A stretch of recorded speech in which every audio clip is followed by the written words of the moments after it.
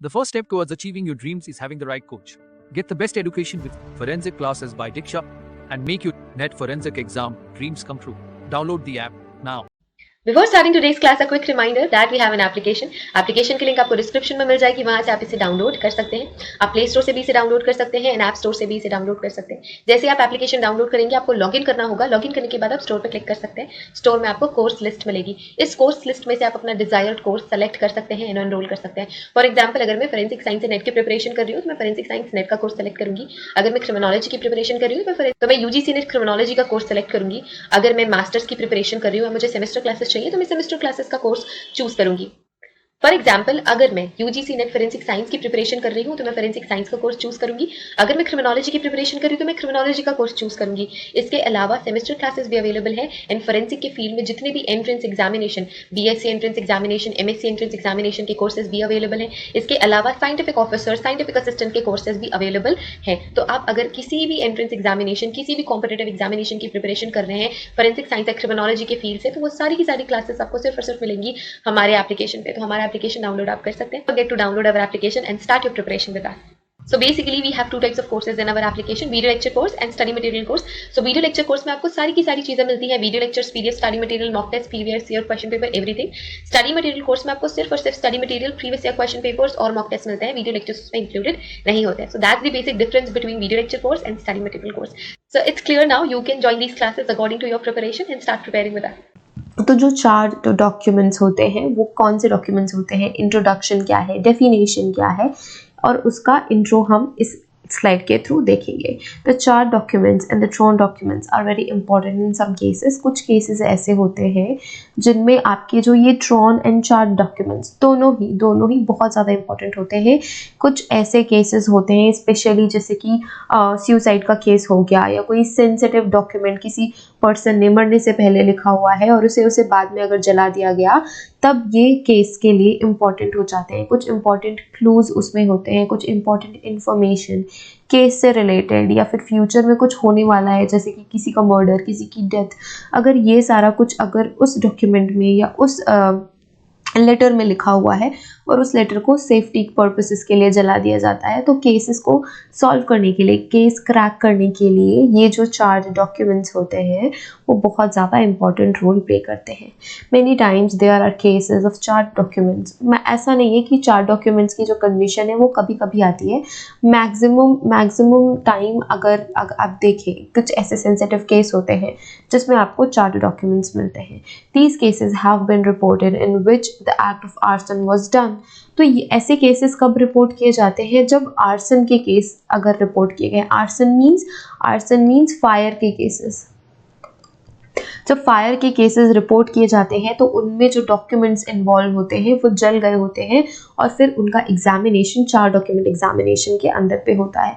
तो कई बार क्या होता है कि सिर्फ स्पेशली कुछ इंपॉर्टेंट पेपर ही बर्न करने के लिए फायर लगा दी जाती है पूरी बिल्डिंग में या उस रूम में, क्योंकि वो सेंसिटिव पेपर, वो सेंसिटिव डॉक्यूमेंट अगले को डिस्ट्रॉय करना होता है. अच्छा, एक मूवी का एग्जाम्पल मैं यहाँ देना चाहूँगी कि कौन कौन ऐसे बच्चे हैं जिन्होंने नाइव्स आउट मूवी देखी हुई है. नाइव्स आउट एक मूवी है, बहुत अच्छी मूवी है, मुझे पर्सनली बहुत पसंद आई थी. आई थिंक पिछले साल या 2018 में आई है ये मूवी. बहुत अच्छी मूवी है, अगर आपको टाइम मिलता है तो देखिएगा. तो इस मूवी में क्या होता है, एक छोटा सा आपको इंसिडेंस मैं बताती हूँ. इस मूवी में क्या होता है, इस मूवी में एक रिपोर्ट आनी होती है फॉरेंसिक लैब से कि केमिकल रिपोर्ट होती है. एक उसमें नर्स होती है, तो उस नर्स ने कहीं गलत मेडिसिन या गलत इंजेक्शन तो नहीं लगाया या सही इंजेक्शन लगाया, ये जानने के लिए एक लैब में रिपोर्ट पड़ी हुई होती है. वो जो गर्ल होती है वो होती है इनोसेंट. वो गर्ल इनोसेंट रहती है, बट इस गर्ल को टारगेट करके एक पर्सन रहता है, उसने ये सारा कुछ किया होता है. तो उस गर्ल को फ्रेम करने के लिए अगर वो रिपोर्ट बाहर आ जाएगी तो ये पता चल जाएगा कि ये गर्ल इनोसेंट है. तो इस पर्सन ने क्या किया, इस पर्सन ने वो जो लैब का हाउस था जहाँ पे सारा कुछ स्टोर करके रखते थे, जो रिपोर्ट स्टोर करके रखते थे, वहाँ लगवा दी आग. यहाँ लग गई आग. अब यहाँ जब आग लगी तो वो जो डॉक्यूमेंट, जो वो रिजल्ट था वो बर्न हो गया और वो डिस्ट्रॉय हो गया।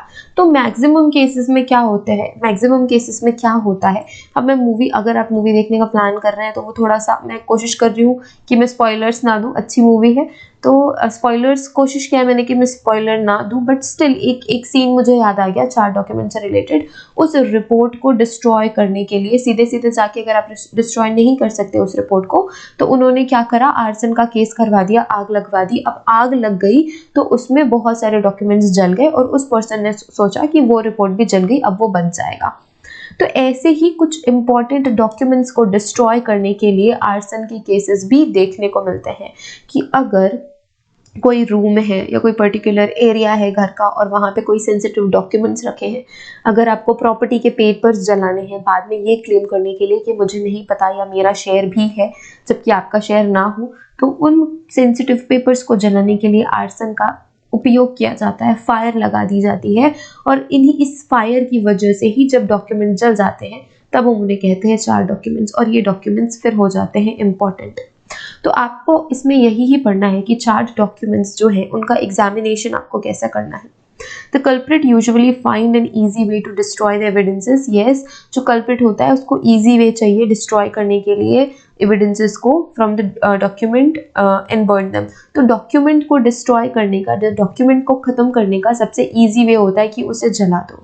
कभी आपके पास भी कोई ऐसा पेपर होगा जो आप चाहते हैं कि वो कोई ना पढ़े या कोई ना देखे, कोई लेटर होगा, तो आपके मन में सबसे पहले यही ही ऑप्शन आता है कि इसे जला देना चाहिए। फाड़ के फेंकना भी एक ऑप्शन है जो हम ट्रॉन पीसेस में देखेंगे, ट्रॉन डॉक्यूमेंट में देखेंगे, बट सेफेस्ट वे क्या है, सेफेस्ट वे क्या है, सेफेस्ट वे है उसे बर्न कर देना। तो कोई भी कल्प्रिट जब डॉक्यूमेंट्स को डिस्ट्रॉय करना चाहता है तो वो उन्हें जला देता है। Although the चार document by definition doesn't mean fully burned documents, तो चार डॉक्यूमेंट्स अगर कहते हैं डेफिनेशन पे जाएं तो इसका मतलब ये नहीं है कि वो डॉक्यूमेंट फुल्ली बर्न है, मतलब वो पूरा का पूरा जल चुका है, ऐसी कंडीशन को हम चार डॉक्यूमेंट नहीं कहते। It only means the partially burn document. तो पार्शियली, जब डॉक्यूमेंट्स पार्शियली बर्न होते हैं तब हम उन्हें कहते हैं चार डॉक्यूमेंट्स। कंप्लीटली या फिर फुली बर्न डॉक्यूमेंट्स को हम चार डॉक्यूमेंट्स कह के एड्रेस नहीं करते, उन्हें बर्न डॉक्यूमेंट्स ही कहते हैं।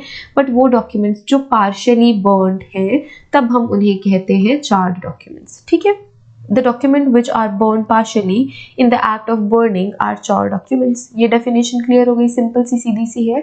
वो documents जो burning की process में effect हो जाते हैं और partially burn हो जाते हैं उन्हें हम चार documents कहते हैं। These documents can be reverted back to a readable form, और ऐसे जो documents होते हैं हम उनको revert कर सकते हैं, उनको वापस से readable form में convert कर सकते हैं अगर proper methodologies आपने use करी है, अगर आपने proper methods यूज़ किया है, तब जाके आप उन चार डॉक्यूमेंट्स को रीडेबल फॉर्म में कन्वर्ट कर सकते हैं, रिवर्ट कर सकते हैं।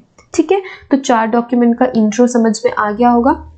अब देखते हैं कि कौन कौन से ऐसे इंपॉर्टेंट कैरेक्टरिस्टिक्स हैं जो कि चार डॉक्यूमेंट के होते हैं। तो चार डॉक्यूमेंट यहाँ पे दिया हुआ है, देखो ये कंप्लीटली बर्न नहीं है, कंप्लीटली बर्न डॉक्यूमेंट नहीं है, पार्शियली बर्न। ये जो एरिया है ये बर्न नहीं है, ये जो एरिया बर्न नहीं है, यहाँ अंदर के भी कुछ ऐसे प्लेसेस जो बर्न नहीं है, ये जो एजेस हैं, जो एजेस हैं ये बर्न हो गए हैं, ये जल चुके हैं।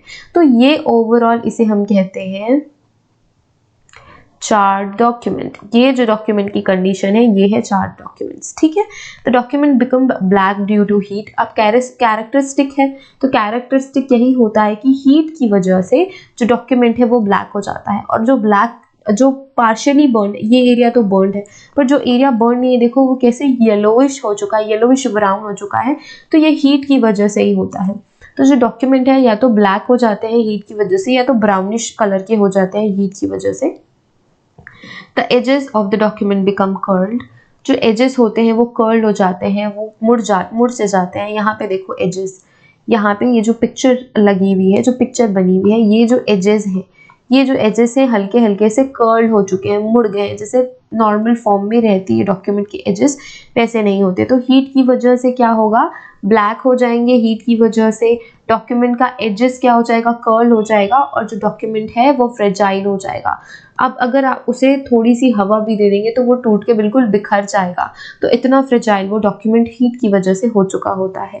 Due to fragility depend on the document में break into pieces, even a small amount of pressure, तो स्मॉल अमाउंट ऑफ प्रेशर में भी वो पूरा का पूरा आपका जो बर्न्ड डॉक्यूमेंट्स है, जो चार्ज डॉक्यूमेंट है वो डिस्ट्रॉय हो सकता है, वो बिखर सकता है और वो पूरा का पूरा डिस्ट्रॉय हो जाएगा स्मॉल प्रेशर से भी। इतना सेंसिटिव और इतना फ्रेजाइल हीट की वजह से वो डॉक्यूमेंट हो जाता है।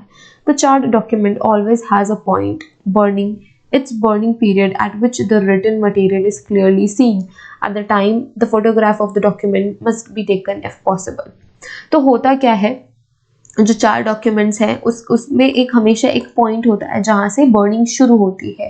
तो जब बर्निंग शुरू होती है और बर्न होके जब वो बर्निंग एंड हो जाती है या जब वो बर्निंग खत्म हो जाती है और अगर उसमें कुछ रिटन है तो बर्न होने के बाद भी जो रिटन वर्ड्स हैं, जो स्टेटमेंट्स हैं, वो विजिबल होते हैं। कभी आप ऐसा करके भी देखना, किसी पेज में आप उस पेज में पूरा आप लिखना, जो भी आपको लिखना है, कुछ भी चीज़ लिख सकते हैं, एंड देन उसको एक कोने से आग लगाना, जब तक वो जहाँ तक जलेगा उसे बिल्कुल वैसे ही छोड़ देना। बट जब वो एक बार पूरा का पूरा जल जाएगा, जब पूरा का पूरा बर्न हो जाएगा, उसके बाद आप देखेंगे कि आपका जो रिटन मटेरियल है वो विजिबल रहता है एट दैट टाइम। वो दिख रहा होता है कि क्या लिखा है क्या नहीं, क्योंकि फ्रेशली बर्न हुआ वो पेपर होता है और उसमें जो लिखे हुए इंक है वो वैसे भी विजिबल होता है। ओवर द टाइम ये विजिबिलिटी कम होती चली जाती है या फिर वो पेपर इतना फ्रेजाइल है कि वो बिखर सकता है, but at that time photographs ले लेनी चाहिए। अगर आपके पास पॉसिबिलिटी है कि आप इतनी जल्दी किसी डॉक्यूमेंट को देखते हैं या फिर उसकी रिकवरी कर लेते हैं, तो फोटोग्राफ्स इमीडिएटली आपको लेने चाहिए, क्योंकि ये जो विजिबिलिटी है वो बहुत कम टाइम के लिए आपके चार डॉक्यूमेंट में प्रेजेंट होती है। ठीक है, अब ड्रॉन